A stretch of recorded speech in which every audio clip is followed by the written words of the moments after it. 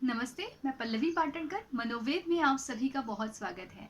आज हम बात करने वाले हैं नेगेटिव थॉट्स को कैसे पहचानें। हाँ, नेगेटिव थॉट्स होते हैं, हम सभी को पता है। मैंने कुछ वीडियोस भी उसके ऊपर ऑलरेडी अपने चैनल पे डाले हुए हैं, वो आप चेक कीजिए। उसमें मैंने नेगेटिव थॉट्स कौन कौन से होते हैं ये सामने रखा है। लेकिन आज हम बात करेंगे कि उसको कैसे पहचानें, क्योंकि कई बार मैंने अपने क्लाइंट्स में ये देखा है कि वो अपने नेगेटिव थॉट्स को पहचान नहीं पाते हैं। उन्हें लगता है कि वो किसी और चीज़ से परेशान है, लेकिन अंदर जो होता है वो कुछ और होता है। तो अब इसके लिए डे टू डे बेसिस पे हमें प्रैक्टिस करनी बहुत ज़्यादा ज़रूरी है कि अगर कहीं पे हम उदास हो जाते हैं, कहीं पे हम नाराज़ हैं, कहीं पे हमारा गुस्सा बहुत ज़्यादा बढ़ रहा है, या कहीं पे बहुत बेचैनी है, कुछ भी हो सकती है। फीलिंग्स हमारी अलग अलग है।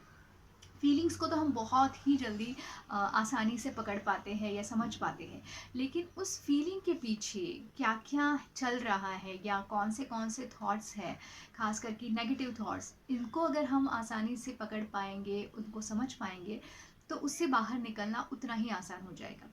इसलिए आज हम बात कर रहे हैं कि नेगेटिव थॉट्स को कैसे पहचानें। अब ये रोज़ करने वाली बात है, मतलब ऐसा नहीं है कि कुछ हो जाता है तभी आप करो।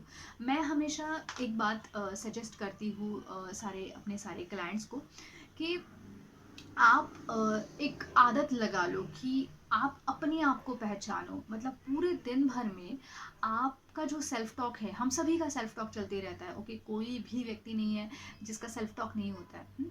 हमारे अंदर कई सारे थॉट्स होते हैं और 80% थॉट्स नेगेटिव होते हैं। तो अब हमें आदत क्या डालनी है कि हमें उन थॉट्स को, जब वो आते हैं तब कॉन्शियस लेवल पे उसको लाके उसको समझना।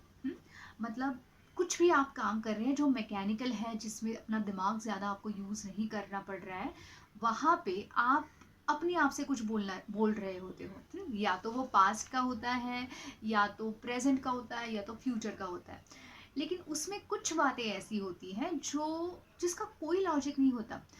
एग्जाम्पल के तौर पे मैं आपको देती हूँ कि अगर समझो 1 साल पहले या 10 साल पहले कुछ हुआ है जिसकी आपको तकलीफ हुई थी। आज उसका कोई भी उसका कनेक्शन नहीं है उस घटना से, रियलिटी से अभी।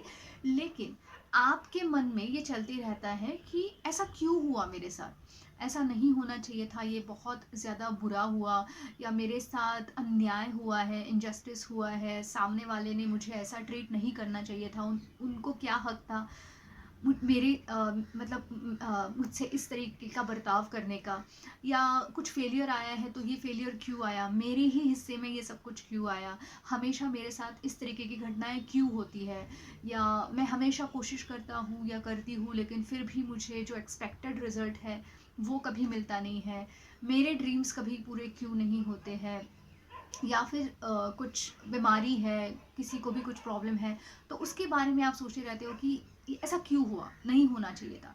सो अगर यहाँ पे कॉमन जो हम कैटेगरी करेंगे थॉट्स की, तो वो ये होता है कि हर थॉट को हम क्यों, ये सवाल बहुत ज़्यादा पूछते हैं। हर इंसिडेंस को, मतलब कोई भी इंसिडेंस जो अनप्लेजेंट है, जो तकलीफ जिससे हो रही है आपको, वो क्यों हुआ, मेरे साथ वो नहीं होना चाहिए था। कोई फेलियर आया तो क्यों आया, कोई अगर मुझसे सेपरेट हुआ तो वो क्यों हो गया, कोई चीज़ मेरे लाइफ में अनवांटेड हो रही है तो वो क्यों हो रही है, या ये सब मेरे साथ क्यों हो रहा है, ये बहुत ज़्यादा आता है। अब इस क्यों का कोई जवाब नहीं होता है। कुछ घटनाएं किस किस लोगों के साथ कब कैसे हो जाती है, इसका कोई भी नियम नहीं है। और हमने दुनिया नहीं देखी है, हमारे प्रॉब्लम से भी बढ़कर प्रॉब्लम इस दुनिया में होते हैं जो हम नहीं जानते हैं।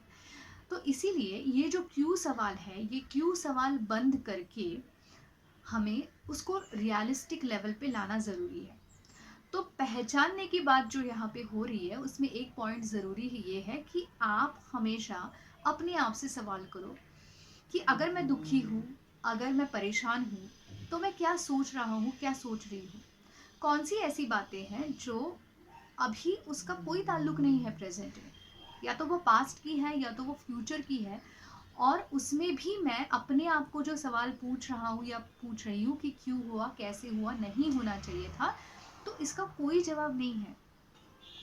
तो होता ये है कि ये 1-2 बार आए तो ठीक है, नॉर्मल है, हम सभी के माइंड में इस तरीके के सवाल आते हैं, लेकिन जब इसकी आदत लग जाती है, जब आप बार बार इसको रिपीट करते जाते हैं, तो प्रॉब्लम बढ़ने लगती है, तो आपकी मानसिक स्थिति बदलने लगती है। तो नेगेटिव थॉट्स को आइडेंटिफाई करने का सबसे बढ़िया तरीका है उसको लिखना। हाँ, दिन में थोड़ा टाइम आप निकालो, उस टाइम में 5 से 10 मिनट बहुत है, उसमें आप क्या करो कि आज पूरे दिन भर में क्या क्या हुआ था, कब कब मेरा मूड बहुत ज़्यादा लो था, डिप्रेस था या बहुत ज़्यादा एंग्शियस था, और उस वक्त मैं क्या सोच रहा था, क्या सोच रही थी, ये सारे थॉट्स को लिखना। एक पेज पे उसको लिखना बहुत ज़्यादा ज़रूरी है। और अगर आप ये लगातार करते जाते हैं 8 दिन, 10 दिन, 15 दिन, तो आप अपने एक थॉट पैटर्न को समझ पाते हैं। जैसे कुछ लोग होते हैं ना, वो भविष्य के बारे में बहुत ज़्यादा सोचते हैं, कुछ लोग पास्ट में बहुत ज़्यादा स्टक हो चुके हैं, कुछ लोग मेरे बारे में क्या सोच रहे हैं या लोगों ने मेरे साथ ऐसा क्यों किया, इसके बारे में बहुत ज़्यादा सोचते हैं। तो अंडरलाइन जो बिलीव्स होते हैं ना, वो मेन बिलीव्स मैं आपको बता रही हूँ कि एक तो होता है कि आई एम अनलवेबल, मतलब कोई भी मेरे साथ कुछ भी करे, ज़रा सा भी नेगेटिव, तो मुझे लगता है कि नहीं, मेरी कोई वैल्यू नहीं है उसके लाइफ में, या वो मेरी कोई कदर नहीं करता है, इस तरीके का थॉट ज़्यादा आता है। कुछ प्रॉब्लम हो जाता है, हम उसको सॉल्व नहीं कर पाते, तो हमारा एक बिलीफ ट्रिगर होता है कि आई एम हेल्पलेस। अगर ये बिलीफ किसी का स्ट्रांग है, तो उसके लाइफ में कोई भी प्रॉब्लम आता है ना, तो वो डर जाता है। उसको लगता है कि नहीं, अब नहीं हो सकता, मैं टॉलरेट नहीं कर सकता या नहीं कर सकती।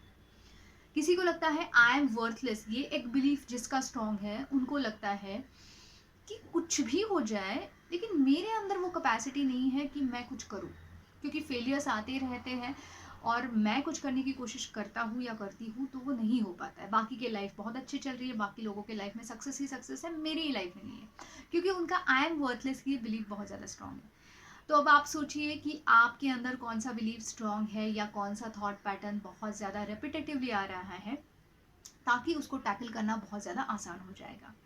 तो मैं उम्मीद करती हूँ ये वीडियो आपको हेल्पफुल रहा होगा, तो वो कमेंट सेक्शन में मुझे ज़रूर बताइए, और ऐसे ही वीडियो में फिर से दोबारा मिलेंगे। धन्यवाद।